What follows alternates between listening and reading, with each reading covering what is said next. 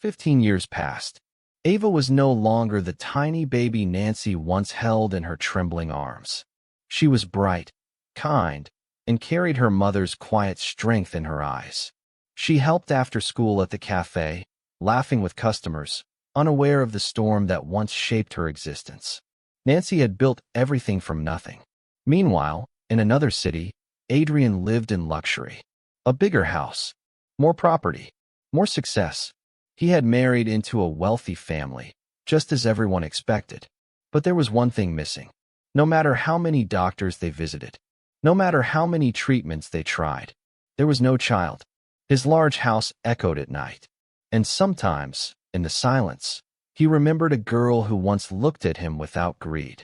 One rainy evening, fate decided to close the circle. Ava was crossing the street after buying supplies for the cafe. Headlights flashed, brakes screeched, and everything went black.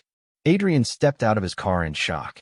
The girl lying on the road looked so young, so fragile. Without thinking, he carried her into his car and rushed to the nearest hospital. He waited outside the emergency room, guilt crawling under his skin. When she slowly regained consciousness, a nurse asked gently, "Sweetheart, what's your parents' number?" Ava whispered weakly, "Call my mom." She recited Nancy's number. Adrian froze. That voice, that name, it couldn't be. Minutes later, hurried footsteps echoed through the hospital hallway. Nancy rushed in, breathless, and then they saw each other. After 15 years. Time had aged them both, but the pain in their eyes was still familiar. "What are you doing here?" Nancy asked, her voice steady but cold. Adrian looked at her, then at the hospital room behind her. I hit her with my car. I didn't see her." Nancy's hand tightened around the door handle. When the doctor confirmed Ava was stable, Adrian felt relief flood his chest. He turned to Nancy slowly. "She's your daughter?" Nancy didn't answer. Instead, she looked directly into his eyes. "She's ours."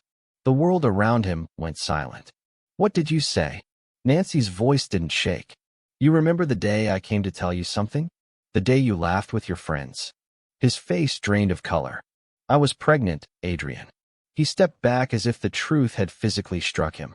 "She's my daughter?" Nancy nodded once. The same man who once called her a joke now stood face to face with the consequence of his cruelty. And for the first time in his life, Adrian felt truly poor. This was just the beginning of his punishment. Follow for part 6.